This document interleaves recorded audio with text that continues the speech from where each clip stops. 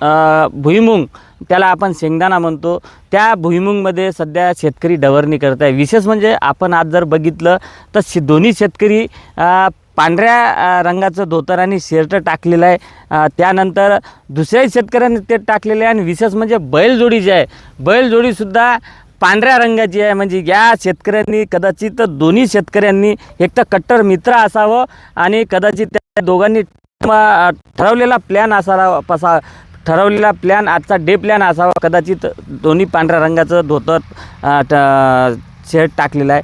बाबाजी, काय सांगाल तुम्ही की आज दोन्ही जे तुम्ही शेतकरी आहे, तुमच्या दोघांचे धोतर शर्ट पांढऱ्या रंगाचे आहे आणि तुमची बैलजोडीसुद्धा पांढऱ्या रंगाची आहे. काही नाही, जे आहे ते चालू आहे. असेच कपडे घरी आहे, हे आंघोळ करून टाकायचे, ते घालून घ्यायचे. आणखी दुसरे हे बाथरूममध्ये चालले जाते. आणि तुम्ही आता तुम्ही भुईमुंगमध्ये डवरणी करता. गेल्या अनेक, आता मला वाटते तुमचं वय होत आलेलं आहे, तरी याही अशाही परिस्थितीत तुम्हाला काम करावं लागते. आणि काय किती उत्पन्न मिळते तुम्हाला दरवर्षी? मिळते, पण ते काही उपयोग नाही ना. थोडी मजूर, कर्ज असं बुडते मला थोडा बहुत, पण ते मेहनत नाही करत नाही ना. मेहनत नाही. मग मेहनत निघाल्याच्या नंतर ना तुमचं घर चालते कसं? ते आता सावकारी घ्यायची, सावकारी काढणं खाणं, दिंडी खायला पिरत. पण तुम्ही आता सावकारीचा मुद्दा समोर आणला म्हणून सांगतो, पण सावकारीचा जेव्हा प्रश्न येते तर कोणी पोलिसात तक्रार द्यायला तर समोरच नाही, आम्हाला सावकारी त्रास देते वगैरे. आम्ही भांडणच नाही करत ना कोणासंग. अच्छा, भांडण नाही करत कोणा.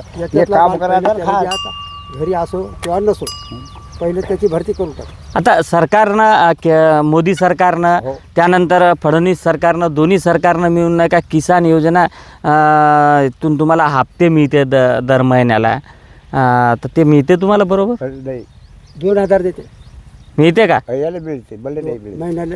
अच्छा, आता तेवढं तर आलाच नाही, मागं ये बा. बरं, त्याच्यातून काही चालते का परपंच? हो, काही घ्या आपला किराणा कोणतं काही.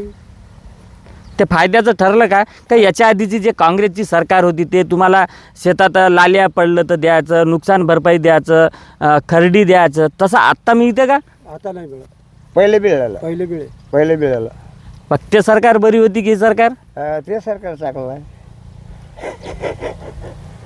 अच्छा, अब तुम्ही एका दाण्यापासून बरेचसे लोकांचं असं म्हणणं आहे, मी माझं स्वतःचं मत नाही की बरेचसे लोकांचं असं म्हणणं आहे की तुम्ही एका दाण्यापासून 1000 दाणे तयार करता, त्यामुळे तुम्ही गरीब नाही असू शकत. हो, बरोबर आहे. हो हो, तुमच्या मनाला ते मोठेच वाटते. हो, पण आपलं मन आपल्याला माहीत कसं काय व्हावं लागलं, कसं करावं, काय करावं, कसं ठेवावं, कसं द्यावं, कसं खावं, हे आपला विचार आम्हाला आहे. आता तुम्ही मग हे सगळं जे आहे, तुम्ही आता शेतातून थकल्याच्या नंतर घरी जाता, तुमच्यावर बरेचसे आपण पाहतो, आपला यवतमाळ जिल्हा शेतकरी आत्महत्याग्रस्त जिल्हा म्हणून ओळखला जाते.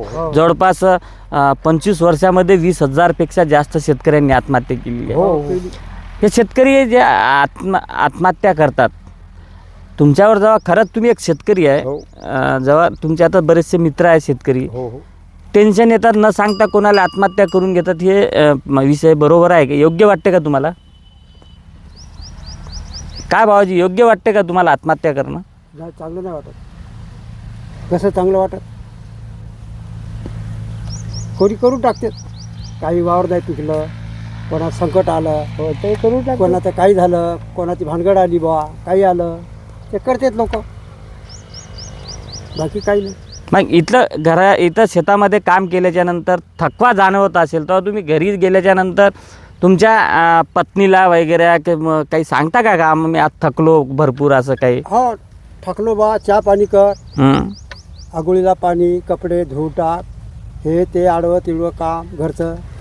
पत्नी मग ते करते आपलं काम. घरी काही बँक बॅलन्स पैसे पेटीत राहते का तुमच्या? पेटीत काही नाही. काही नाही, लबाड गोष्ट आहे. आज आला तर उद्या खायचं. घरी न्या, घरचे पैसे घेऊन नारदील जा. सोन्या चांदीचे भाव जास्त. सोना काढला बाईचे फाटले किटले आणले तर डबल त्याला द्यायला लागतं. बाईच्या अंगावर सोनं वगैरे असेल ना तुमच्या? नाही, काही नाही. ते दुसऱ्याच्याच बाई अंगा काढायचं आणि ते सोनार द्यायचं. सोनार ते भाव देते खपकावून दाबून. डबलाने ते सोनं चालला. काही सोनं असलं घेऊन ठेवा तिथं. हो ते पैसे आणा शेतीला लावा आणि शेत पिकली का ते सोनं सोडून आणा. आता 1 लाख रुपयाचं सोनं सोडून आणलं त्यानं. हो. 50,000 ठेवला होता त्यानं. मग आता बरं केंद्रात आणि राज्यात एकाच विचाराचे सरकार आहे, तर त्यामुळे या सरकारकडून तुम्हाला अपेक्षा काय? आमच्या या सरकारपासून काय थोडा देते 2-2 हजार रुपये. जाऊ दे बा. हा? नाही, पण तुमचं जे तुम्ही एवढं घाम गाळून जे माल पिकवता शेतमाल, त्याला भाव मिळावं. भाव बी नाही. काही हे भाव कमी आहे, सोन्याचे जास्त भाव आहे. 9,000वरली तूर 7वर आली. काय उरत अच्छा. नाही. कापूस 7वर कापूस आहे. हा. कापूस पहिल्यांदा 10-9 करे आणि एकदम 6वर 7वरच आणला. बरं, तुम्ही जे अन्नधान्य पिकवता त्यातून प्रचंड प्रमाणात जे अन्नधान्य जमा होते, मग बरेचसे गरीब लोकांना ते कंट्रोल, आपण वराडी भाषेतनी कंट्रोल म्हणतो त्याला. आता काही ओरिजिनल भाषेत म्हणजे फिल्टर भाषेतनी त्याला राशन म्हणतात. राशनमध्ये आम्ही तर कंट्रोल म्हणतो. तुम्हाला मिळते का राशन वगैरे? मिळून नाही राहिलं ना. मिळते का? नाही मिळत. अच्छा, 4 वर्ष झाले मिळून नाही राहिला. मिळत नाही. हा, हा. पण तुम्हाला गरजही नाही ना, तुम्ही शेतकरी आहे ना. गरजही नाही आम्हाला. ते तुम्ही फुकटाचा कडे अपेक्षाही करत नाही. नाही काही गरज नाही आम्हाला. अच्छा, कारण की तुम्ही पिकवणारे आहे. हो आम्ही शेती पिकून राहिले, गहू होऊन राहिला, ते ज्वारी पिकली, ज्वारी आहे. आता काय पाहिजे मग? पैसे नाही. नक्कीच हे होते जीवाभावाचे जे दोघेही मित्र आहेत शेतकरी, गेल्या अनेक वर्षांपासून सोबतीला आहे आणि सोबतच शेती करतात. तत्कालीन पंतप्रधान लाल बहादूर शास्त्री यांनी जय जवान जय किसानचा नारा दिला होता. या जय जवान जय किसान या 4 अक्षरामध्ये एवढी ऊर्जा होती की तेव्हा सीमेवरचा रक्षण करणारा जवान यांचं कुठंतरी एक आत्मबल, उत्साह वाढला पाहिजे, त्यामुळे ते नारा दिला होता. आणि जो जगाचा पोशिंदा म्हणतो, जो अन्नधान्य पिकवतो, 12ही महिने राबतो, 2 बैलामागं विशेष म्हणजे शेतकरी राबतो, तो 3रा बैल म्हटला जाते. बरं, शेतकरी हा 3रा बैल, तर रक्ताचं पाणी करून ते राबवतो. आणि आज घडीला आमच्या यवतमाळ जिल्ह्यामध्ये 25 वर्षामध्ये 20,000पेक्षा जास्त शेतकऱ्यांनी आत्महत्या केलेली आहे. तरी अशाही परिस्थितीत कुठलाही दुःख असो, कितीही मानसिक त्रास झालं, शारीरिक त्रास झाला, तरी तो बिचारा कोणाकडे व्यक्त होत नाही. कोणत्या राजकीय नेत्याला काही बोलत नाही, त्या कोणत्या सरकारबद्दल कुठेही तक्रार करत नाही. त्यामुळे अशाही परिस्थितीत तो राबतो. याच्यातून, या काळ्या मातीतून त्याला किती पिकतो त्याचा हिशोबसुद्धा करत नाही. मात्र आपली काळी माय त्याच्यावर हिरवा शालू पांघरावा या उद्देशानं तो शेती करते. शेती हा जुगाराचा धंदा, दुसरा धंदा आहे.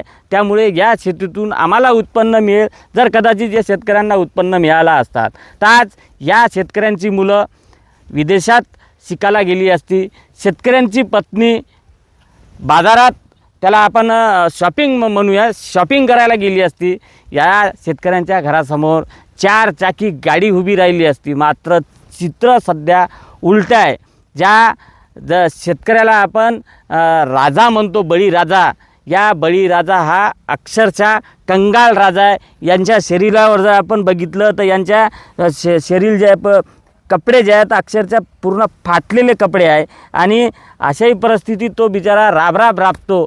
तरी मायबाप सरकार झोपेतून जागवत नाही, क्या झोपेचं सोंग घेतलेलं आहे हे कळत नाही.